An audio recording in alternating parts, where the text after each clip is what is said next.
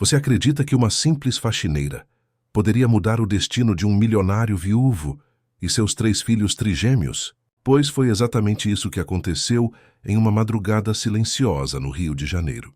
Enquanto a babá bem paga falhava, o choro desesperado das crianças ecoava sem esperança. O que ninguém imaginava é que o gesto inesperado de uma mulher marcada pela dor seria capaz de transformar não apenas a vida daqueles bebês, mas também de toda uma família. Hoje você vai descobrir como o amor maternal pode desafiar protocolos, enfrentar mentiras e vencer até mesmo o peso do luto. Prepare-se, porque o que você vai ouvir agora pode mudar a forma como você enxerga o verdadeiro poder do coração humano. Naquela noite abafada na Barra da Tijuca, o silêncio da mansão foi rasgado por um choro que não acabava nunca. Eu estava no corredor, esfregando o chão frio de mármore, quando os sons chegaram até mim como facadas no peito. Eram 3 vozes frágeis, choros que não pediam apenas comida, mas imploravam por colo. O eco se espalhava pela casa grande, atravessando paredes luxuosas que escondiam tanta solidão. Senti um aperto no peito, como se fosse meu próprio filho me chamando. A mansão Monteiro era como um palácio, cheia de móveis caros, tapetes importados e lustres que brilhavam mais do que o céu do Rio numa noite de Réveillon. Mas por trás de tanto luxo, morava um vazio enorme. Cada canto parecia carregar a ausência da dona da casa, Marina, que havia partido no parto dos trigêmeos. Eu, uma simples faxineira de 23 anos, conhecia bem o peso de uma perda assim. Afinal, ainda sentia o leite preso no meu corpo, lembrança cruel do meu pequeno Pedro que se foi antes da hora. Enquanto esfregava a escova no piso, meu coração se apertava com cada gemido vindo do quarto de cima. Era como se o som viajasse direto para dentro da minha alma. Não eram só choros de fome ou cólica, eu sabia reconhecer. Era um pedido de socorro, um grito de abandono. Quem já passou noites em hospitais públicos como eu passei, aprende a decifrar o choro de um bebê. E aqueles trigêmeos estavam desesperados, sem ninguém que os acalentasse de verdade. Subi devagar, sem saber se deveria ou não. Cada degrau era uma luta entre minha função de empregada e meu instinto de mãe. O coração acelerado me lembrava os dias em que corria do ponto de ônibus até a UTI neonatal para ver o Pedro, rezando para que ele resistisse mais uma noite. As lágrimas já estavam nos meus olhos, antes mesmo de chegar ao corredor dos quartos. Eu sabia que estava prestes a cruzar uma linha invisível, mas meu peito doía demais para continuar fingindo. A porta estava entreaberta e o cheiro azedo me atingiu assim que entrei. Não era o perfume de talco e leite fresco que um berçário deveria ter. Era o odor forte de fraldas sujas e mamadeiras abandonadas, azedando no calor da madrugada. O luxo da mobília contrastava com a negligência que ali reinava. Berços caros, papéis de parede franceses, móveis que custavam mais que anos de salário, mas nenhum braço estendido para segurar aquelas crianças. Meus olhos se encheram de lágrimas ao ver cada um deles. O pequeno Té estava vermelho, quase roxo de tanto chorar, seus punhos minúsculos cerrados em desespero. Lara se contorcia de cólica, magrinha parecendo frágil demais para esse mundo. E Sofia agitava os bracinhos finos, como quem tenta espantar um pesadelo invisível. A cena me dilacerou como se fosse o Pedro ali, implorando pela minha presença mais uma vez. Aproximei-me devagar, como quem pisa em terreno sagrado. Sussurrei baixinho: "Meus anjos, a tia Ana está aqui." Só de ouvir minha voz, Té pareceu se acalmar por alguns segundos, mas logo voltou a chorar com mais urgência. Reconheci o tipo de choro. Era fome, fome que doía, fome que queimava o estômago. E a indignação cresceu dentro de mim como um incêndio. Como podiam deixar 3 bebês prematuros passarem por aquilo? Olhei para as mamadeiras sobre o trocador e vi o leite talhado, com bolhas e cheiro azedo. O coração disparou. Sem pensar muito, só obedecendo ao instinto, sentei-me na poltrona de amamentação. Minhas mãos trêmulas desabotoaram a blusa simples. O leite, que era símbolo da minha dor, desceu com força, como se tivesse esperado aquele momento. Era como se Pedro do céu me dissesse: "Mãe, dá para eles o que você guardou para mim." Coloquei Té no meu colo e ele resistiu por um instante, confuso. Mas quando sentiu o leite quente tocar seus lábios, sugou com uma força que me arrepiou inteira. Era como ver a vida voltando para dentro dele. Em segundos o choro cessou, e aquele corpinho relaxou nos meus braços. Lara e Sofia, ainda chorando, logo perceberam o que estava acontecendo e se agitaram como se pedissem sua vez. Meu coração transbordava. Enquanto alternava os três, lágrimas desciam silenciosas pelo meu rosto. Não eram mais lágrimas de tristeza, mas de renascimento. Pela primeira vez desde que perdi meu filho, senti que meu corpo e meu coração tinham propósito outra vez. Não importava se eu era só uma faxineira, não importava se estava quebrando regras. Naquele instante, eu era apenas uma mulher oferecendo amor a 3 vidas que precisavam desesperadamente dele. Naquela mesma madrugada, enquanto eu embalava os trigêmeos no silêncio da mansão, o pai deles estava longe, perdido em sua própria dor. Rafael Monteiro era conhecido no Rio inteiro como um dos empresários mais poderosos da construção civil, mas dentro daquela casa enorme, ele não passava de um homem quebrado. A morte de Marina, sua esposa, havia deixado nele um vazio que nem dinheiro, nem contratos milionários conseguiam preencher. Eu via nos corredores o retrato dela, sorridente, com os trigêmeos ainda no ultrassom. Aquela imagem emoldurada parecia vigiar cada canto da casa, lembrando a todos que ali faltava uma presença insubstituível. Rafael se escondia na biblioteca, com taças de uísque importado, tentando apagar a dor na garganta. Mas o álcool não levava a culpa embora. Pelo contrário, parecia fazê-lo afundar mais ainda. A cada gole, se sentia mais impotente diante dos filhos que clamavam por amor. Enquanto os bebês gritavam no segundo andar, Rafael repetia sozinho: "Eu não sei como ser pai sem você. Marina!" Essa frase ecoava nos corredores tão forte quanto o choro dos filhos. Era como se ele tivesse desistido de acreditar que podia dar conta. O homem que erguia prédios enormes, que assinava contratos de milhões, não conseguia trocar uma fralda ou preparar uma mamadeira. Para ele, aqueles bebês lembravam o que tinha perdido, não o que ainda podia conquistar.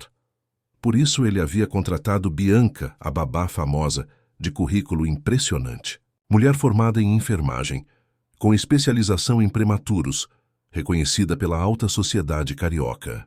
No papel, ela era perfeita. Na prática, faltava-lhe algo essencial: o coração. Ela seguia protocolos, horários, planilhas, mas não enxergava nos bebês 3 almas carentes de carinho. Tratava-os como se fossem projetos, números a serem controlados, e não vidas que precisavam de calor humano. Aos meus olhos simples de faxineira, era fácil perceber a frieza com que Bianca lidava com as crianças. Sempre meticulosa, arrumada, falando difícil para impressionar. Mas havia algo nos olhos dela que me deixava inquieta, um brilho estranho quando olhava para Rafael. Não era profissionalismo, era obsessão. E essa obsessão a fazia enxergar nos trigêmeos um obstáculo entre ela e o milionário viúvo. Com o tempo, entendi que Bianca usava até as lágrimas dos bebês a seu favor. Quanto mais eles choravam, mais ela mostrava para Rafael como era indispensável. Preparava mamadeiras na temperatura errada, esquecia vitaminas, mantinha as crianças acordadas durante o dia só para que fizessem escândalo à noite. E assim, fingindo preocupação, dizia: "Senhor Rafael, só eu posso cuidar deles. São prematuros, muito frágeis." Rafael, encharcado de dor e sem nenhuma experiência de pai, acreditava em cada palavra. Aceitava que os filhos precisavam de cuidados técnicos, sem imaginar que, na verdade, o que mais faltava era amor. Ele via em Bianca uma âncora, quando na realidade era uma pedra que puxava os pequenos ainda mais para o fundo. Eu, que observava de canto, percebia cada detalhe. Mas quem acreditaria na palavra de uma faxineira contra a de uma enfermeira renomada? Foi nessa madrugada que tudo mudou. Bianca, antes de sair para suas horas de descanso, havia deixado mamadeiras preparadas. Mas o calor estragou o leite. O resultado foi cruel. Os trigêmeos estavam não apenas famintos, mas também com dores terríveis. Choravam sem parar havia 3 horas, e eu, no corredor, sentia meu peito latejar de indignação e compaixão. A vida me empurrava para uma decisão que mudaria tudo. O cheiro azedo das mamadeiras ainda pairava no ar quando segurei o pequeno Té nos braços. Minha blusa se abriu quase sozinha, e o leite que carregava havia meses finalmente encontrou sua razão de existir. Aquela sucção desesperada do bebê foi como um grito de vitória contra a frieza que reinava naquela casa. Pela primeira vez, os trigêmeos se calaram não por remédios, mas por amor, Enquanto amamentava, senti dentro de mim algo que há muito não sentia: esperança. Eu sabia que estava ultrapassando meu lugar de funcionária, mas também sabia que se não fizesse nada, aqueles bebês poderiam se perder no abandono. Ali naquela madrugada, não era a faxineira Ana que agia, era uma mãe, guiada por um instinto maior do que qualquer regra. E eu ainda não fazia ideia do quanto isso iria mudar nossas vidas. O amanhecer chegava devagar, tingindo as janelas da mansão de tons alaranjados. Eu ainda estava sentada na poltrona, com os trigêmeos finalmente adormecidos, quando ouvi passos firmes no corredor. Meu coração disparou. Era Rafael voltando da reunião de negócios que havia atravessado a madrugada. Eu sabia que, ao me encontrar ali, ele não iria entender de imediato, mas dentro de mim eu sentia paz, porque aquelas crianças estavam seguras e alimentadas. Quando a porta se abriu, vi um homem cansado, com o rosto marcado por olheiras profundas. Rafael entrou apressado, assustado com o silêncio. Estava acostumado a chegar e ouvir gritos de bebês, mas dessa vez encontrou calmaria. Parou diante da cena como se não acreditasse no que via. Eu, uma simples faxineira, amamentando um dos seus filhos, enquanto os outros dormiam serenos nos berços. O olhar dele misturava espanto, dúvida e algo que parecia gratidão. A primeira reação dele foi me chamar baixinho, quase com reverência. Ana. A voz tremia, carregada de surpresa. Eu me encolhi, com medo do julgamento, tentando cobrir meu peito apressada. Expliquei atropelada. Senhor Rafael, as mamadeiras estavam estragadas. Os bebês choravam de fome há horas. Eu só queria ajudar. Minha voz saiu frágil, como de alguém que se defende antes mesmo de ser atacada. Ele se aproximou devagar, olhou para os filhos com atenção e tocou a testa de cada um. Pela primeira vez em meses, viu os trigêmeos tranquilos. Um suspiro profundo escapou de seus lábios, como se uma pedra enorme caísse de suas costas. Eles parecem diferentes, mais calmos.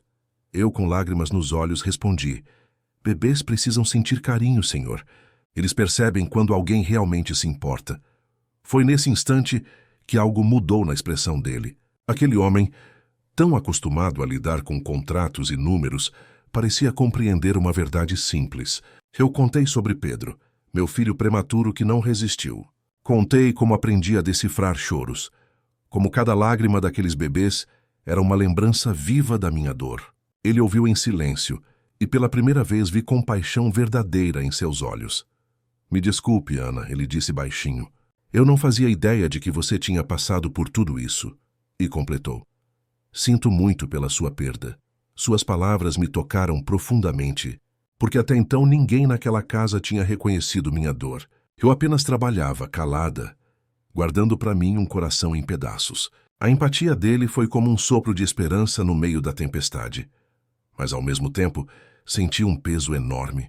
Eu sabia que havia cruzado fronteiras. Não era minha função alimentar os bebês, muito menos amamentar. Minha posição era frágil, e uma palavra mal colocada poderia me custar o emprego. Rafael, porém, parecia mais impressionado com o efeito nos filhos do que preocupado com protocolos, que naquele momento escolheu não me repreender. Ele se sentou ao meu lado e ficou alguns minutos em silêncio, apenas observando os filhos respirando em paz. Eu quase podia ouvir os pensamentos dele se reorganizando. Parecia um homem tentando juntar as peças de um quebra-cabeça que nunca havia montado. Você tem razão, disse por fim. Eles precisam de amor e eu não sei se consigo dar isso sozinho. Olhei para ele com sinceridade. Nenhum de nós consegue sozinho, senhor. Mais uma coisa eu aprendi. Criança sente quando é querida.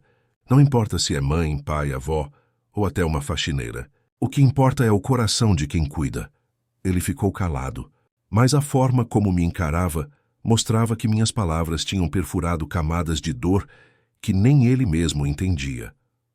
Eu não sabia ainda, mas aquela madrugada seria lembrada como o ponto de virada de toda a história. Um gesto simples, instintivo, havia aberto uma brecha de luz na escuridão daquela casa. E dentro de mim a certeza crescia. Nada voltaria a ser igual. Mas também pressentia que nem todos iriam aceitar essa mudança de braços abertos. O próximo capítulo estava prestes a ser marcado pelo confronto. Na manhã seguinte, o clima na mansão parecia mais leve, quase como se a casa tivesse respirado aliviada. Mas eu sabia que aquela calmaria era frágil, prestes a ser rompida. Não demorou muito para a porta se abrir e Bianca retornar de suas horas de folga. Ela entrou com seu uniforme impecável, passos firmes e olhar calculista. Quando viu o silêncio no quarto dos bebês, franziu o senho, estranhando o que parecia impossível em sua rotina. Seus olhos pousaram em mim, ainda com Té adormecido no colo. E no mesmo instante, o rosto dela endureceu. Foi como se um fogo gelado atravessasse sua expressão. "O que está acontecendo aqui?" perguntou com voz cortante e carregada de indignação. Eu tentei explicar nervosa. As mamadeiras estavam estragadas. Eles estavam com fome, eu só quis ajudar. Mas antes que eu pudesse terminar, Bianca me interrompeu com um gesto duro da mão. Ela avançou pelo quarto como um furacão, sua postura rígida dominando o espaço. "Isso é uma irresponsabilidade criminosa", gritou. "Amamentar prematuros sem exames, sem autorização médica. Você colocou essas crianças em risco." Cada palavra dela era uma acusação que caía sobre mim como pedras. Eu sentia meu rosto corar de vergonha, embora soubesse no fundo que só tinha seguido o chamado do coração. Rafael, surpreso, tentou intervir. "Bianca, calma. Eles estão bem. Olhe para eles, estão tranquilos como nunca." Mas ela não recuava. "Tranquilos? Isso pode ser temporário. Amanhã podem estar doentes, infectados, por causa de um ato inconsequente." A cada frase, Bianca fazia questão de jogar sobre mim a sombra da desconfiança, tentando apagar diante dele a cena de paz que havia presenciado algumas horas antes. Meu coração batia descompassado. Eu queria me defender, dizer que estava saudável, que havia feito todos os exames pós-parto, que meu leite não era perigo algum. Mas Bianca não me deixava falar. Sua voz se sobrepunha à minha, alta, autoritária, como a de quem estava acostumada a ser ouvida sem contestação. Rafael se via dividido entre as duas versões. De um lado, a enfermeira renomada, do outro, a faxineira sem diploma. "Senhor Rafael", disse Bianca em tom grave, "se permitir que qualquer pessoa, sem formação adequada, interfira nos cuidados dessas crianças, estará colocando a vida deles em risco. Eu recomendo que esta funcionária seja restrita às suas funções de limpeza, sem contato com os bebês." Suas palavras foram como uma sentença. Eu senti o chão desaparecer sob meus pés. Era como se tivesse sido arrancada de um lugar que nunca realmente me pertenceu. Olhei para os trigêmeos, ainda serenos, e uma lágrima escorreu sem que eu pudesse conter. Rafael ficou em silêncio por alguns segundos, visivelmente em conflito. Vi a dúvida em seus olhos, mas também o peso da responsabilidade. No fim, respirou fundo e disse: "Ana, eu agradeço pelo que fez, mas Bianca tem razão. Você não deve mais se envolver nos cuidados dos bebês." Suas palavras me cortaram como faca afiada. Beijei a testa de Té antes de entregá-lo de volta. Um gesto de despedida silenciosa. A dor foi imensa, mas tentei manter a dignidade. Bianca, ao me observar, tinha um leve sorriso de vitória escondido no canto dos lábios. Era como se tivesse vencido uma batalha. Só eu sabia que aquela luta estava apenas começando.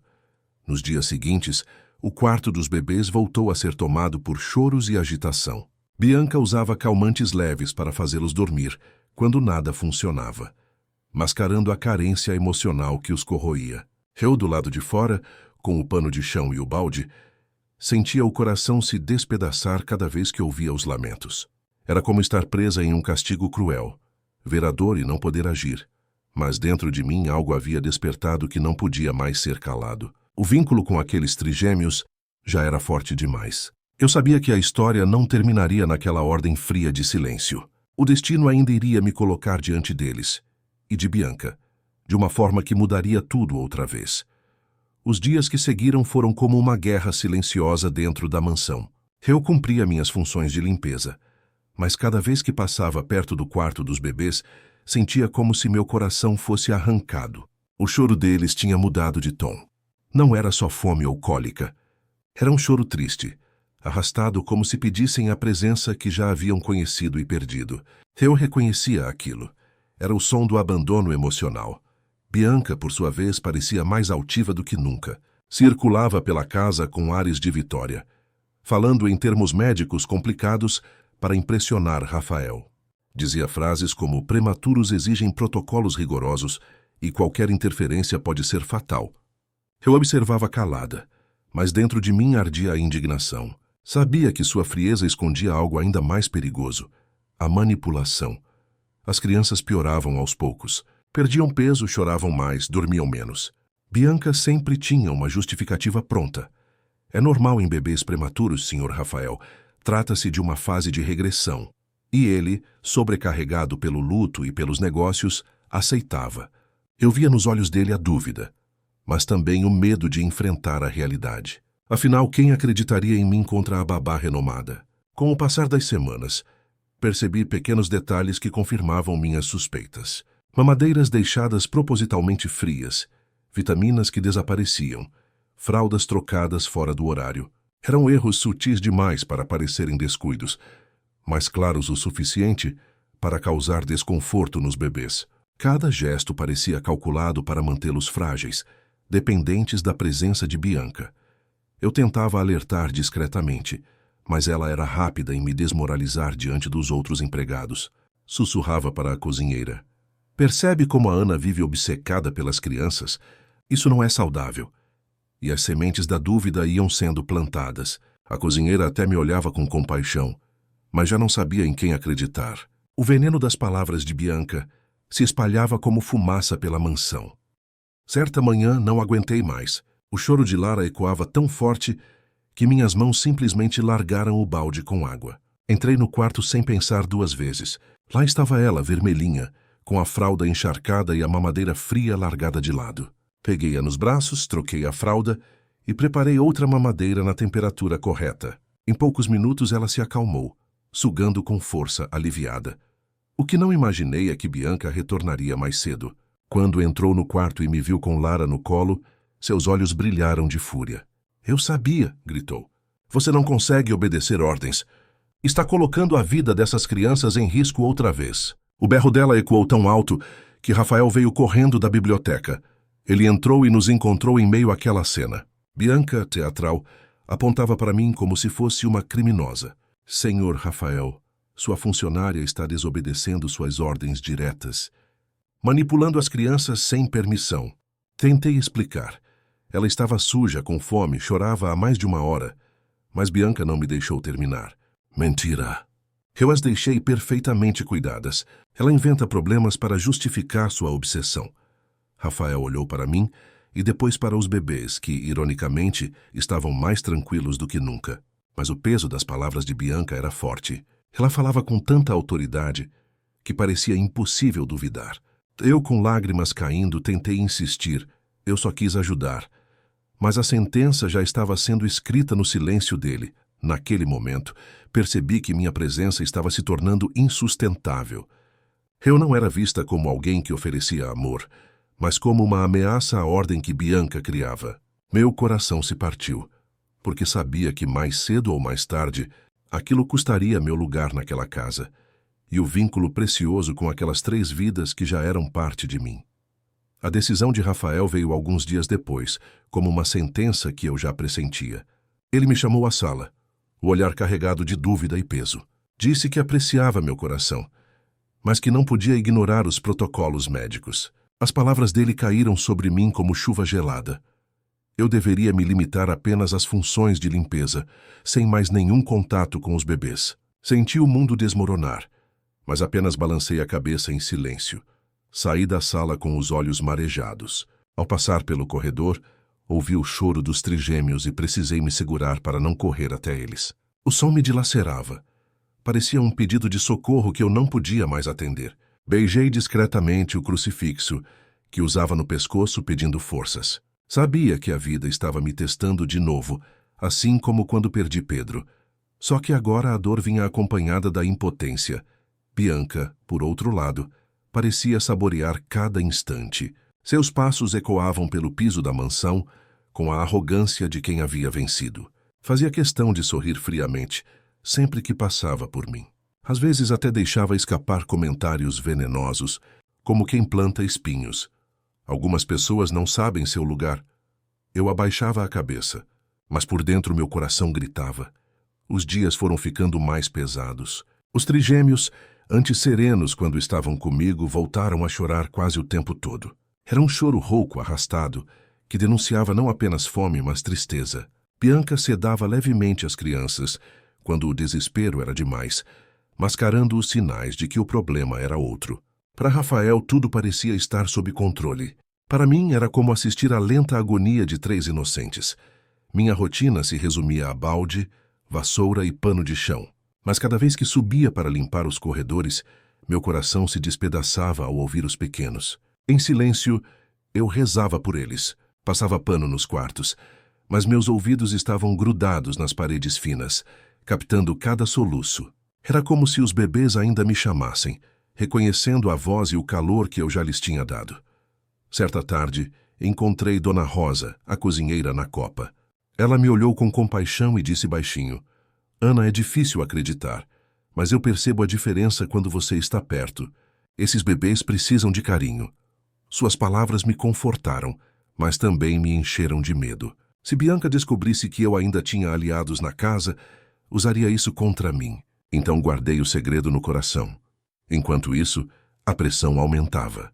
Bianca começou a espalhar rumores entre os outros funcionários. Dizia que eu era obcecada, que estava tentando substituir meu filho morto pelos trigêmeos. Suas palavras, ditas em sussurros calculados, iam corroendo a confiança que os demais tinham em mim. Eu passava e sentia os olhares desconfiados, mesmo daqueles que antes me cumprimentavam com carinho.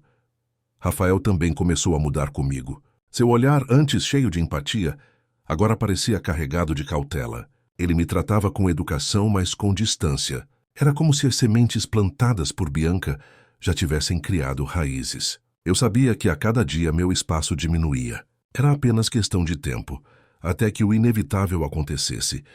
E aconteceu em uma manhã cinzenta. Bianca me pegou no corredor, olhando discretamente para dentro do quarto, onde Sofia chorava. Não se atreva a entrar, disse ela firme, como uma sentinela guardando o território. Seu tempo aqui está acabando, Ana. Suas palavras foram como lâminas afiadas. Eu apenas baixei os olhos, mas por dentro uma chama de revolta crescia. Não contra ela, mas contra a injustiça de ver 3 bebês inocentes sofrerem. Naquele dia, entendi que a batalha estava longe de terminar. Podiam me afastar, me humilhar, até me mandar embora, mas o vínculo já estava selado, e o coração de uma mãe, mesmo que emprestado, não esquece o chamado de uma criança. Eu pressentia que algo maior ainda iria me colocar frente a frente com aqueles pequenos e que o destino não permitiria que a história terminasse assim. A manhã em que tudo ruiu para mim começou como qualquer outra. O céu do rio estava encoberto e uma garoa fina caía sobre a Barra da Tijuca. Eu já pressentia que não seria um dia comum. Enquanto lustrava os móveis da sala de estar, ouvi o choro insistente de Lara no andar de cima. Aquilo me cortou por dentro. Respirei fundo, tentando me controlar, mas meus pés se moveram sozinhos em direção à escada. Abri a porta devagar e encontrei a pequena, contorcendo-se na dor, com a fralda encharcada e uma mamadeira abandonada ao lado. Meu instinto falou mais alto. Peguei-a no colo e comecei a cantar baixinho, como fazia com Pedro. Troquei a fralda, preparei uma mamadeira na temperatura certa e em poucos minutos ela mamava tranquila, enquanto me olhava com aqueles olhinhos marejados que pareciam dizer: obrigada. Té e Sofia também reagiram à minha voz. O choro deles foi diminuindo, e aos poucos o quarto voltou a ser preenchido por um silêncio sereno. Eu me sentia viva novamente, como se o destino tivesse me devolvido a chance de ser mãe. Mas mal sabia eu que naquele exato instante, Bianca estava prestes a entrar. A porta se abriu de repente e o olhar dela se encheu de fúria ao me ver com Lara no colo. Eu sabia, gritou. Sua voz cortou o ar como um trovão. Você não consegue obedecer. Está violando as ordens do Senhor Rafael e colocando a saúde dessas crianças em risco. Fiquei paralisada, o coração disparado, tentando encontrar palavras. Tentei explicar. Ela estava suja, com fome, chorando há mais de 1 hora, mas Bianca não queria ouvir. Ela avançou em minha direção, tentando arrancar a criança dos meus braços. Mentira! Vociferou. Eu cuidei de tudo antes de sair. Você inventa problemas para parecer a salvadora. A discussão foi tão alta que Rafael chegou correndo, alarmado. Ele entrou e encontrou a cena. Eu com Lara alimentada no colo, os outros 2 bebês serenos e Bianca aos gritos, apontando o dedo para mim. Senhor Rafael, ela disse, teatral. A sua funcionária está desobedecendo diretamente às suas ordens. Isso é uma obsessão perigosa. Minhas mãos tremiam, mas respondi. Eu só quis aliviar o sofrimento deles. Rafael ficou em silêncio, observando os bebês, que estavam mais calmos do que nunca. A dúvida se refletia em seus olhos. Ele sabia o que tinha visto dias antes, mas as palavras de Bianca vinham carregadas de autoridade. Ana, disse por fim, sua voz pesada, eu pedi que você não interferisse mais. Por que não respeitou? Meu coração se despedaçou ali mesmo. Engoli as lágrimas e tentei argumentar. Porque eles estavam sofrendo, senhor. Porque precisam de mais do que remédios ou protocolos. Mas Bianca não perdeu a chance de cortar minhas palavras. Vê, senhor Rafael. É exatamente isso. Ela não consegue separar a dor da perda pessoal dessa situação. Está projetando nos seus filhos um amor doentio. Suas frases soavam convincentes, envenenando qualquer esperança que eu tinha. No fundo, eu sabia que ela estava vencendo. Rafael olhava para mim com compaixão, mas também com medo. E quando o medo fala mais alto, a razão se cala. A decisão pairava no ar, e eu senti que, de alguma forma, aquele seria meu último dia ali. O vínculo que me unia aos bebês não seria suficiente para me manter. Enquanto beijava a testa de Lara antes de devolvê-la ao berço, lágrimas caíram dos meus olhos. Não eram apenas de dor, mas também de despedida. Eu sabia que Bianca faria de tudo para me afastar e que Rafael, no seu luto, não teria forças para lutar contra ela. Aquele adeus silencioso foi o início do meu maior deserto. Mas, no fundo do coração, eu tinha certeza de que ainda voltaria a cruzar o caminho daqueles trigêmeos. A notícia veio poucas horas depois do confronto. Rafael me chamou à biblioteca, aquele cômodo silencioso com cheiro de madeira e uísque envelhecido. Seu olhar estava carregado, como o de um homem dividido entre a gratidão e o medo. Ana, disse ele, eu sei que você tem bom coração, mas não posso arriscar a saúde dos meus filhos. Talvez seja melhor você procurar outro emprego. Meu mundo desabou naquele instante. Não consegui segurar as lágrimas. Pedi apenas, posso me despedir deles? Mas antes que Rafael respondesse, Bianca entrou apressada, firme como sempre. Não é recomendável. Prematuros não devem passar por despedidas emocionais. Isso pode traumatizá-los. A frieza daquelas palavras me cortou mais fundo do que qualquer faca. Rafael, hesitante, acabou concordando. Eu apenas baixei a cabeça em silêncio. Peguei minhas poucas coisas, uma bolsa simples com roupas gastas e lembranças de Pedro. Enquanto caminhava pelo corredor, ouvia os trigêmeos começarem a chorar. Era como se sentissem minha ausência, como se dissessem adeus junto comigo. Meu coração implorava para voltar, mas minhas pernas me levaram para fora da mansão. Era o fim de um capítulo doloroso. Do lado de fora, a Barra da Tijuca parecia indiferente ao meu sofrimento. As ruas largas, os prédios de luxo, tudo seguia seu ritmo, enquanto eu carregava no peito um vazio que parecia não ter fim. Peguei o ônibus lotado rumo a Guadalupe, onde morava em um quartinho apertado. Cada parada era um lembrete cruel de que a vida não tem piedade de quem já está no chão. As semanas seguintes foram um pesadelo. Sem referências, era impossível conseguir outro trabalho.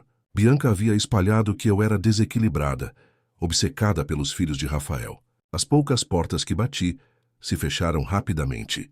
Minhas economias acabaram, e logo o aluguel atrasado me jogou para fora do pequeno quarto que chamava de lar. Passei a dormir em abrigos quando havia vaga, ou sob marquises quando não havia. A fome começou a corroer meu corpo. Eu, que já era magra, fiquei ainda mais frágil. O frio das noites cariocas se infiltrava nos ossos e uma tosse persistente tomou conta de mim. Minha pele perdeu o viço, meu cabelo caiu aos punhados. O espelho refletia uma versão de mim que mal reconhecia. Mas a pior dor não era física, era emocional. Saber que os trigêmeos estavam nas mãos de Bianca me torturava a cada dia. Eu fechava os olhos e ouvia os choros que ecoavam na minha memória. Sentia os pequenos braços se agarrando a mim. Lembrava do silêncio de paz, quando finalmente se acalmavam no meu peito. Essas lembranças eram minha única fonte de calor nas noites geladas, mas também eram o peso que me esmagava. Eu me perguntava se algum dia eles se lembrariam de mim. Enquanto isso, Notícias chegavam até meus ouvidos por caminhos tortos. Funcionários antigos comentavam que os bebês estavam piorando. Perdiam peso. Choravam sem parar. E nenhum médico encontrava explicações físicas. Alguns diziam que parecia luto. Eu de longe sabia a verdade. Eles sentiam falta do vínculo que havíamos construído, da presença que Bianca arrancou deles à força. Uma tarde, caída na calçada perto de um abrigo, ouvi uma senhora comentar sobre o estado dos filhos de Rafael. Meu coração quase parou. Era como se o destino gritasse: eles precisam de você. Mesmo fraca, uma chama se reacendeu dentro de mim. A vida podia me ter levado tudo, mas ainda não havia apagado minha fé. E foi nesse estado de miséria que compreendi uma lição profunda. Às vezes, o fundo do poço é apenas o começo de uma escalada. O sofrimento que parecia me destruir estava, na verdade, me preparando para algo maior. Eu ainda não sabia como, mas sentia que meu caminho e o dos trigêmeos iria se cruzar novamente. Enquanto eu lutava para sobreviver nas ruas, o destino começava a se mover de forma inesperada dentro da mansão Monteiro. Rafael, que antes se apoiava cegamente nas palavras de Bianca, começou a perceber sinais que não podia mais ignorar. Os trigêmeos estavam cada vez mais frágeis. Choravam quase o tempo inteiro, recusavam mamadeiras e emagreciam rapidamente. Nenhum exame médico explicava aquela deterioração. Foi então que um dos médicos mais respeitados do Rio, Dr. Mendoza, foi chamado. Ele examinou os bebês com atenção, fez perguntas detalhadas e, por fim, disse algo que deixou Rafael em choque. Essas crianças estão vivendo um processo de luto. Rafael arregalou os olhos. Luto? Mas eles são só bebês. O médico explicou que, mesmo pequenos, os filhos podiam sentir a ausência de uma figura com quem haviam criado vínculo emocional profundo. Rafael se lembrou imediatamente daquelas madrugadas em que me viu amamentando, do silêncio de paz que reinava quando eu estava por perto. A ficha caiu com força. Eu, uma simples faxineira, havia oferecido algo que nem a Babacara nem ele, no meio de seu luto, tinham conseguido dar: amor genuíno. Essa percepção foi como um soco no estômago. Pela primeira vez, ele reconheceu que me afastar tinha sido um erro. Naquela noite, sozinho na biblioteca, Rafael encarou o retrato de Marina e murmurou: eu não consegui, amor, mas talvez ela consiga. Talvez a Ana seja a resposta que eu não vi. Seus olhos se encheram de lágrimas. Era um homem acostumado a tomar grandes decisões, mas ali se via vulnerável, pedindo conselhos a uma foto emoldurada. A lembrança das palavras de Marina no leito de morte ecoou: cuide bem deles. Eles vão precisar de amor. A partir daquele momento, Rafael decidiu me procurar. Contratou detetives particulares, ligou para hospitais, visitou abrigos. A cidade parecia grande demais para encontrar uma mulher invisível. Eu, fraca e quase irreconhecível, perambulava pela rocinha, dependendo da bondade de voluntários para comer um prato de arroz com feijão. Nunca imaginei que, nesse mesmo tempo, alguém tão distante procurava desesperadamente por mim. Foi o jardineiro da família, seu João, quem trouxe a primeira pista. Ele ouviu de um parente que uma moça magra, muito abatida, mas de fala doce, estava frequentando um abrigo comunitário na rocinha. Patrão, acho que é a dona Ana, disse com firmeza. O coração de Rafael disparou. Sem pensar duas vezes, pediu que o levassem até lá. Era como se estivesse correndo contra o tempo, temendo que fosse tarde demais. O carro avançava pelas ruas estreitas e íngremes da favela, cercado por casas simples e crianças brincando descalças. Para Rafael, aquele era um mundo completamente diferente do seu. Quando finalmente entrou no abrigo, sentiu o cheiro forte de desinfetante, misturado à comida servida aos necessitados. Seus olhos percorreram o salão até encontrar uma figura encolhida em um canto. Eu estava ali, frágil, com a pele pálida e o corpo magro. Tossia sem parar, sentindo o peso da pneumonia que começava a se instalar. Meus cabelos estavam ralos, minhas roupas pendiam como trapos. Quando levantei o rosto e vi Rafael, mal pude acreditar. Pensei que fosse uma alucinação causada pela febre. Mas ele se ajoelhou diante de mim e disse: Ana, eu vim te buscar. Minha primeira reação foi perguntar pelos trigêmeos. Eles estão bem? Murmurei com a voz fraca. Rafael respirou fundo, tentando conter a emoção. Não, Ana. Eles não estão bem. Estão sofrendo sem você. Suas palavras caíram sobre mim como um raio. A dor que carregava se misturou a um chamado irresistível. Eu sabia, naquele instante, que mesmo destruída ainda tinha forças para voltar. Com lágrimas nos olhos, Rafael segurou minhas mãos e implorou: não como faxineira, volte como mãe para eles. Volte para salvar meus filhos. Meu coração disparou. Era como se Deus tivesse me dado uma segunda chance. Não apenas para curar aqueles bebês, mas também para curar a mim mesma. E mesmo fraca, respondi com convicção: sim, eu volto. O caminho de volta para a Barra da Tijuca parecia um sonho distante. Do banco de trás do carro, eu olhava pela janela e via o contraste doloroso entre a rocinha e os prédios luxuosos da orla. Era como se estivesse viajando entre dois mundos diferentes. Mas dentro de mim, só havia espaço para um pensamento: reencontrar os trigêmeos. Meu corpo frágil parecia ganhar forças só de imaginar aqueles 3 rostinhos outra vez. Quando chegamos à mansão, fui recebida por assistentes sociais que Rafael havia chamado para avaliar a situação. No começo, temi que isso fosse mais uma armadilha de Bianca, mas logo percebi que era o contrário. Eles estavam ali para observar meu contato com as crianças e comprovar se havia algo de errado. Entrei no quarto dos bebês com o coração disparado, como se fosse a primeira vez. Assim que ouviram minha voz, os trigêmeos reagiram de imediato. Lara estendeu os bracinhos. Té abriu um sorriso tímido. E Sofia parou de chorar na mesma hora. Foi como se o vínculo nunca tivesse sido interrompido. Peguei-os nos braços, um por vez, e senti a vida pulsar de novo em mim. As lágrimas escorreram sem controle, mas eram de alegria. Aquela cena falava mais alto do que qualquer acusação. Os assistentes sociais ficaram em silêncio, observando atentamente. Anotavam em pranchetas, trocavam olhares, mas no fundo sabiam a verdade. Não havia nada de obsessivo no que viam, apenas amor. Depois de horas de acompanhamento, concluíram que minha presença fazia bem aos bebês, que era saudável e necessária. Pela primeira vez em muito tempo, senti que a justiça começava a ser feita. Bianca, ao descobrir que eu estava de volta, entrou em fúria. Seus olhos queimavam de ódio, e suas palavras eram veneno. "Isso é um absurdo! Vocês estão deixando essa mulher manipular todos!" gritou diante dos assistentes sociais. Mas suas reações desesperadas só atraíam ainda mais. Enquanto eu mostrava serenidade, ela perdia a máscara de profissional fria e controlada que sempre usava. Rafael, ao lado, se manteve firme. Pela primeira vez, não se deixou enganar pelos discursos de Bianca. Olhou para ela com firmeza e disse: "Chega, eu vi com meus próprios olhos a diferença que Ana faz." Os médicos confirmaram. Os assistentes sociais confirmaram. E no fundo eu sempre soube. Suas palavras ecoaram pela sala como um golpe final contra as manipulações dela. A fúria de Bianca não conhecia limites. Ela começou a espalhar mentiras fora da mansão, procurando jornalistas sensacionalistas para construir uma narrativa contra nós. As manchetes surgiram rápido. Milionário entrega filhos para faxineira sem qualificação e bebês em risco por negligência paterna.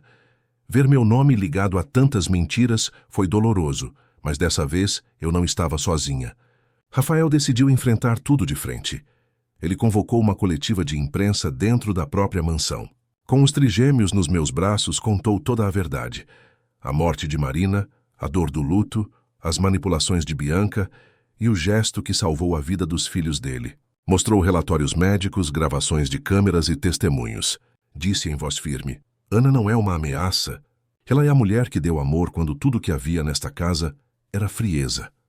As palavras dele foram como um raio que cortou o céu nublado da opinião pública.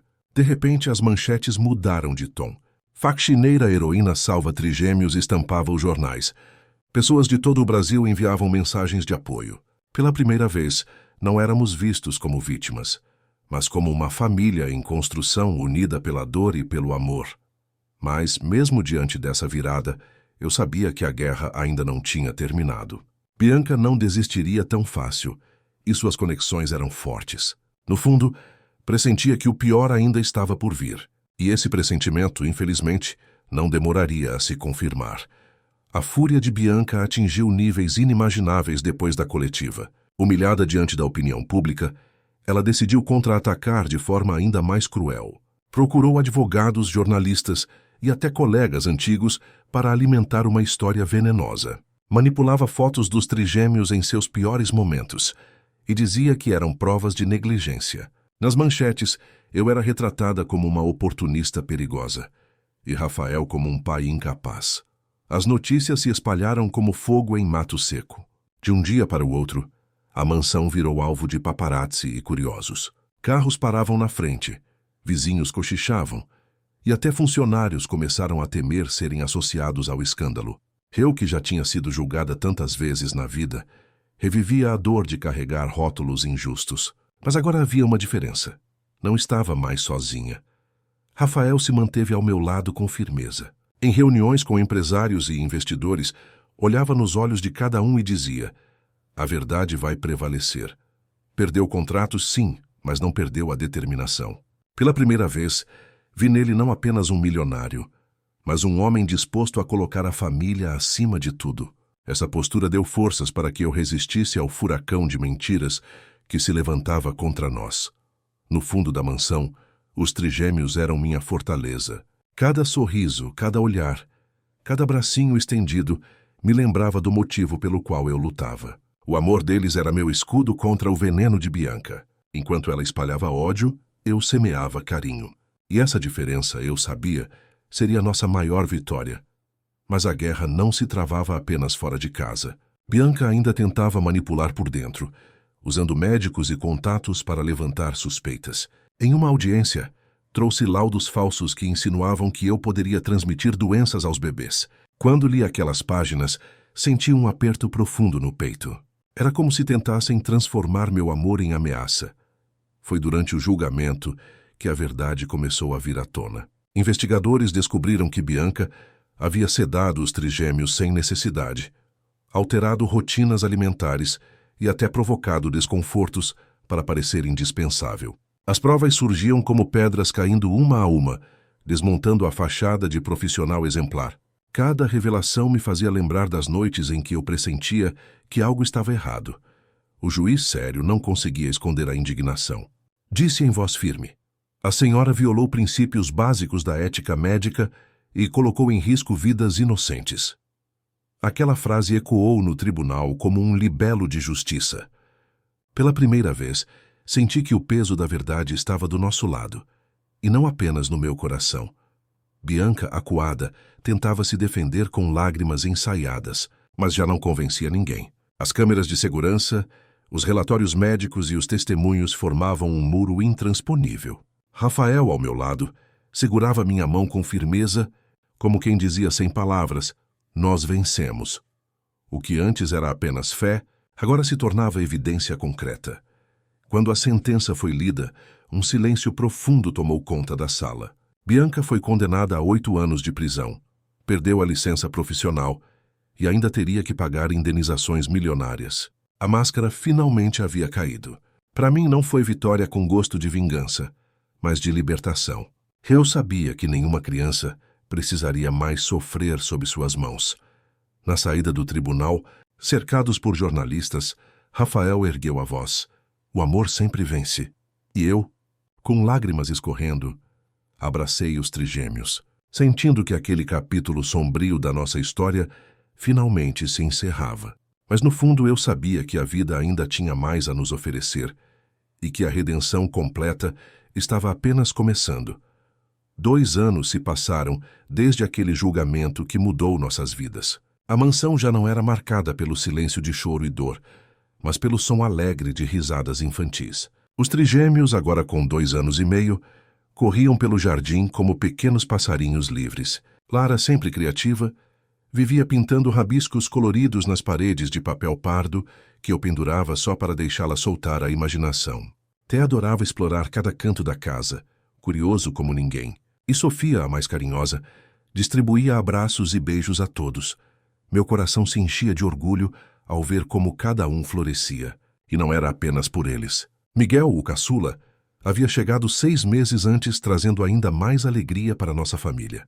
O irmãozinho crescia cercado de amor, protegido pelos trigêmeos como se fosse um tesouro. Era a prova de que a vida, apesar das dores, sempre reserva novos começos. Rafael também havia mudado profundamente. O homem que antes se escondia atrás de contratos e uísques, agora era um pai presente, companheiro de cada brincadeira, de cada descoberta. Às vezes, ao vê-lo no quintal ajudando a montar um escorregador para as crianças, eu me lembrava do empresário frio que conheci e sorria. O luto tinha dado lugar a uma nova forma de viver, construída sobre amor e responsabilidade. Foi nesse espírito que nasceu o Instituto Marina Monteiro. Queríamos honrar a memória da primeira esposa de Rafael e, ao mesmo tempo, transformar nossa dor em propósito. O Instituto cresceu rápido, espalhando-se pelo país, oferecendo não apenas cuidados técnicos a bebês prematuros, mas também carinho, afeto e humanização. Era como se cada criança atendida fosse uma extensão da nossa própria família. Eu, uma simples faxineira que já havia dormido em abrigos, agora palestrava para médicos, enfermeiros e famílias. Contava minha história sem vergonha, porque sabia que minha voz podia abrir os olhos de muita gente. Dizia sempre: a medicina pode curar o corpo, mas só o amor cura a alma. E via nos olhos de quem me ouvia o brilho da compreensão. As críticas e julgamentos ainda existiam, mas já não tinham poder sobre mim. Aprendi que a verdadeira validação vem de dentro e dos rostos sorridentes daqueles que dependem do meu amor. Os trigêmeos me lembravam disso todos os dias. Cada abraço apertado, cada olhar confiante era uma prova de que valeu a pena não desistir, mesmo quando o mundo inteiro parecia me condenar. Certa noite, enquanto observava as crianças brincando com Rafael no jardim, senti uma onda de gratidão. Pensei em Pedro, meu primeiro filho, e em como sua curta vida havia me preparado para salvar outros. Ele se foi cedo, mas deixou em mim a força e a sensibilidade para reconhecer o choro de abandono, para não virar as costas quando mais importava. No fundo, era como se ele ainda estivesse presente em cada gesto meu. As memórias do passado já não doíam como antes. Eram cicatrizes que contavam uma história de superação. Rafael, ao meu lado, sempre dizia: foi a dor que nos uniu, mas é o amor que nos mantém. E eu sabia que ele tinha razão. O amor não escolhe títulos nem classes sociais. Ele simplesmente acontece. E quando é verdadeiro, constrói famílias onde antes só havia solidão. No aniversário de 5 anos dos trigêmeos, o Instituto completou 3 anos. Centenas de famílias vieram celebrar conosco. Vi crianças salvas, pais emocionados e profissionais transformados pelo método que havíamos criado. Uma menina de 6 anos me abraçou e disse: Tia Ana, obrigada por ensinar os médicos a serem gentis comigo. Aquelas palavras me fizeram chorar de alegria. Naquela noite, ao deitar-me, lembrei da primeira madrugada em que ouvi o choro dos trigêmeos. Foi ali que tudo começou. 3 bebês famintos, uma mãe em luto e um gesto simples de amor que mudou destinos. Sorri em silêncio e pensei: a vida é dura, sim, mas também é generosa. Quando o coração escolhe amar, nem a dor mais profunda pode impedir que a esperança floresça. Com o passar dos anos, a mansão Monteiro deixou de ser apenas um lar luxuoso na Barra da Tijuca e se transformou em um verdadeiro refúgio de esperança. Cada parede parecia carregar memórias de superação. Onde antes havia silêncio pesado e choro de desespero, agora ecoavam gargalhadas de 4 crianças que enchiam cada canto com vida. Eu olhava para tudo aquilo e me lembrava do quanto já havia sofrido, mas também do quanto havia conquistado. O Instituto Marina Monteiro se expandia de forma impressionante. Já eram 15 unidades espalhadas pelo Brasil, atendendo milhares de bebês todos os meses. Médicos de diferentes estados vinham aprender nossas práticas. E eu ainda me surpreendia quando me chamavam de professora. Era estranho pensar que a mesma mulher que limpava corredores agora ensinava especialistas. Mas eu sabia que a vida me tinha preparado para isso. Rafael, sempre visionário, cuidava da parte administrativa com paixão. Ele dizia que não era apenas um instituto, mas um legado para Marina e para todas as famílias que um dia conheceram a dor do abandono ou da perda. Que eu me dedicava ao lado humano, compartilhando histórias, acolhendo mães desesperadas, ensinando que o amor é tão essencial quanto qualquer medicamento. Muitas vezes, eu me via em cada mãe que chegava ao instituto com o olhar cansado. Lembrava de mim mesma nos dias em que chorei pelo pequeno Pedro, e isso me dava ainda mais força para segurar suas mãos e dizer: eu sei como você se sente, mas não está sozinha. Nessas horas percebia como a dor pode se transformar em ponte entre corações. Os trigêmeos, por sua vez, cresciam cercados desse ambiente de solidariedade. Desde cedo aprenderam que a vida não é feita só de privilégios, mas também de responsabilidades. Lara gostava de ajudar nas atividades artísticas do instituto, sempre colorindo murais. Té, curioso, ficava encantado com os equipamentos médicos e fazia 1000 perguntas. Já a Sofia era quem mais abraçava as crianças, como se tivesse nascido com esse dom de acolher. E Miguel, o caçula, acompanhava os irmãos com um sorriso travesso. Seu nascimento tinha sido como um presente da vida, a confirmação de que as dores passadas haviam se transformado em bênçãos. Ele crescia saudável, rodeado por uma família que sabia o valor de cada lágrima e de cada vitória. E eu sentia que Pedro, de alguma forma, também fazia parte de tudo aquilo. Em muitas noites, após colocar as crianças para dormir, eu e Rafael ficávamos na varanda olhando o céu do Rio de Janeiro. Ele dizia: "Se não fosse você, eu teria perdido muito mais do que a Marina. Teria perdido a mim mesmo e aos meus filhos." Essas palavras me aqueciam como um abraço invisível, porque eu também sabia que ele tinha me resgatado quando eu estava prestes a desaparecer. A imprensa, que um dia nos condenou, agora nos exaltava. Revistas falavam da história da faxineira que virou mãe de trigêmeos e fundou um instituto reconhecido mundialmente. Às vezes eu ria sozinha ao ler essas manchetes, lembrando de quando mal tinha dinheiro para o pão de cada dia. Era como se minha vida tivesse dado uma volta completa, da escuridão mais densa para a luz mais intensa. Mas mesmo com toda essa transformação, nunca deixei de lado minhas raízes. Continuava simples, com o meu jeito de falar direto e minha fé no trabalho honesto. Sempre dizia aos jornalistas: "Não sou heroína. Só ouvi o choro de 3 bebês e não consegui virar as costas." E essa era a verdade que sustentava tudo. O amor começa em gestos pequenos, mas pode mudar destinos inteiros. Ainda assim, dentro de mim, havia a certeza de que novos desafios viriam. A vida, afinal, nunca deixa de testar nossa força. Eu não sabia quando nem como, mas sentia que o próximo capítulo estava se aproximando. E mais uma vez, teria que enfrentar tudo com coragem, fé e o mesmo amor que me trouxe até aqui. Naquele ano, o Instituto recebeu reconhecimento internacional. Médicos da Europa e da América Latina vinham ao Brasil aprender conosco. Ver pessoas de tão longe prestando atenção às minhas palavras era algo que eu jamais imaginei viver. Muitas vezes me lembrava da faxineira simples que chorava escondida enquanto esfregava pisos de mármore. Agora, aquela mesma mulher ensinava que amor e cuidado humano eram tão importantes quanto qualquer diploma. As crianças cresciam nesse ambiente de conquistas. Té já mostrava seu lado destemido, explorando cada canto com uma energia incansável. Lara se revelava uma pequena artista, pintando murais coloridos para os corredores do instituto. Sofia era um colo constante para as outras crianças, e Miguel, com seu sorriso travesso, completava a festa. Nossa casa se transformara em um lar, onde cada detalhe respirava esperança. Apesar das vitórias, eu nunca deixei de revisitar as memórias de Pedro. Era como se ele fosse meu guia silencioso. Em cada bebê que eu embalava, em cada mãe que eu abraçava, havia uma parte dele presente. Às vezes, ao olhar para Miguel dormindo, eu via nos traços dele um reflexo daquele filho que perdi. E em vez de tristeza, sentia uma paz profunda, como se o ciclo da vida tivesse me dado uma segunda chance. Rafael, por sua vez, se tornara não apenas um marido dedicado, mas também um exemplo público de transformação. Muitos empresários o procuravam em busca de conselhos.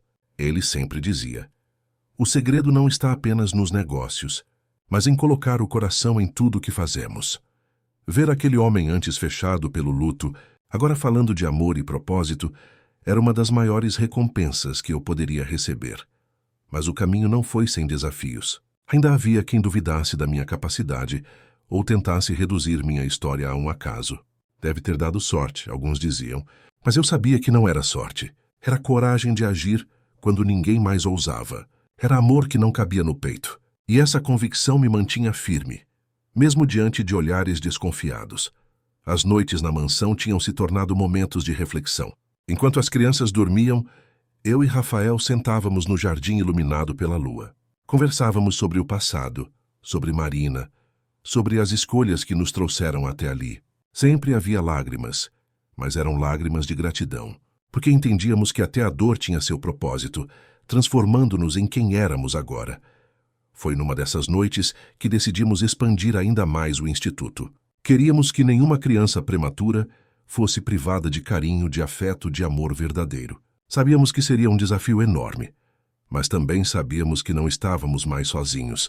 Havíamos formado uma rede de apoio, feita de médicos, famílias e voluntários que acreditavam na mesma causa.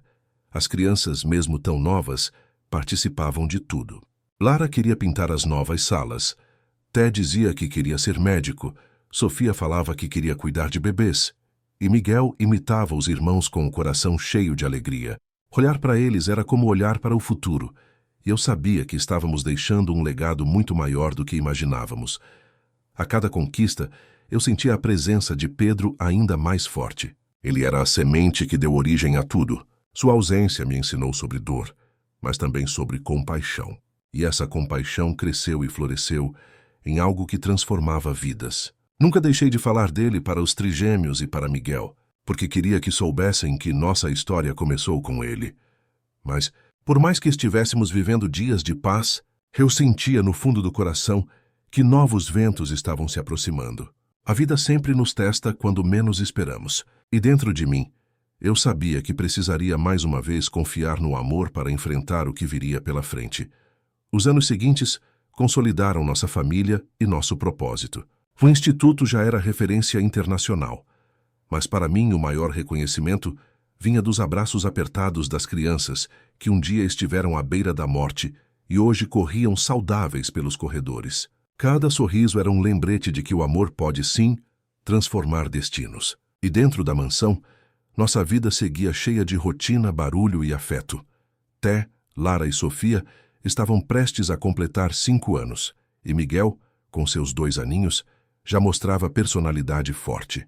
Ver os 4 brincando juntos era como assistir a um milagre diário. Eu pensava no passado e me emocionava. Quem diria que aquela faxineira perdida na dor um dia se tornaria o coração pulsante de uma família inteira? Era como se a vida tivesse me devolvido tudo em dobro. No aniversário dos trigêmeos, organizamos uma festa especial. Não foi apenas uma comemoração de mais um ano, mas um evento que marcou também o 3º aniversário do Instituto. Vieram famílias de várias partes do Brasil, trazendo suas próprias histórias de superação. Ao ver tantas pessoas reunidas, senti que meu sofrimento tinha encontrado um propósito maior, algo que ia além das paredes da nossa casa. As crianças foram as estrelas do dia. Lara entregava desenhos para os convidados, Té mostrava suas descobertas no jardim, Sofia não parava de abraçar cada criança presente e Miguel corria entre todos, arrancando risadas. Era uma cena simples, mas carregada de significado. Eu sabia que cada momento ali era uma vitória sobre a dor e sobre a injustiça. Durante a festa, recebi palavras que nunca vou esquecer. Uma menina de 6 anos, prematura como os trigêmeos, me disse: "Tia Ana, obrigada por ensinar os médicos a serem gentis comigo." Um pai emocionado me abraçou e disse: "Você salvou nossa família."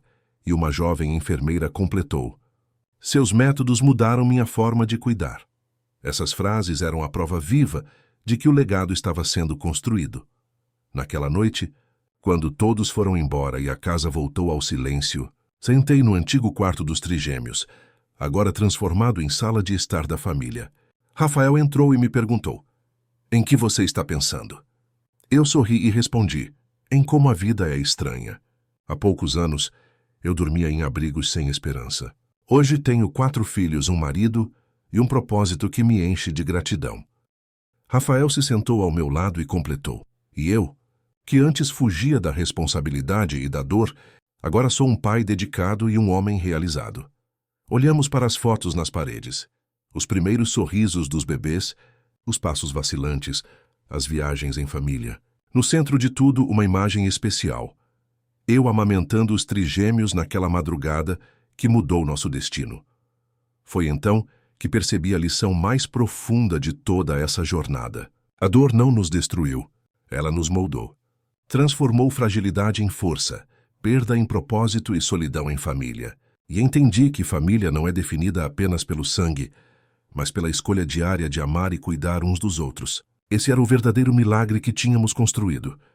Ao deitar naquela noite, ouvi as risadas das crianças ecoando em meus pensamentos. Sorri em silêncio e agradeci a Deus pela segunda chance que recebi.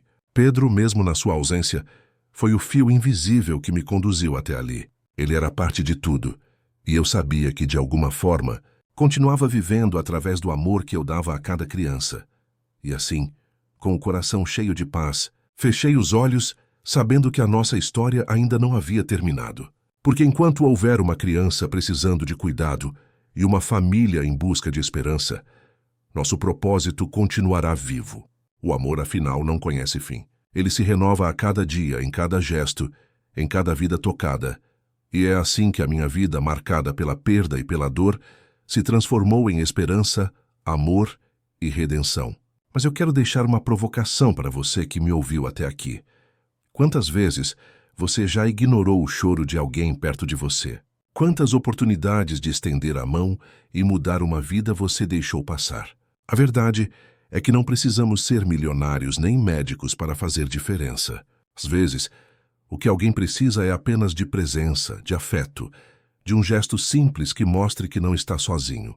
Foi isso que aprendi com meus filhos e com cada criança que encontrei no caminho. E agora eu quero saber: o que você faria no meu lugar? Acredita que o amor é mais forte do que qualquer protocolo? Deixe sua opinião nos comentários, porque a sua voz também pode inspirar outras pessoas. Se essa história tocou seu coração, inscreva-se no canal, curta este vídeo e compartilhe com alguém que precise de uma mensagem de esperança. Aqui toda semana você encontra histórias reais que provam que, apesar de tudo, o amor sempre vence. E não se esqueça, essa é apenas uma das muitas jornadas que vamos viver juntos. A próxima história pode ser ainda mais surpreendente, e você não vai querer perder.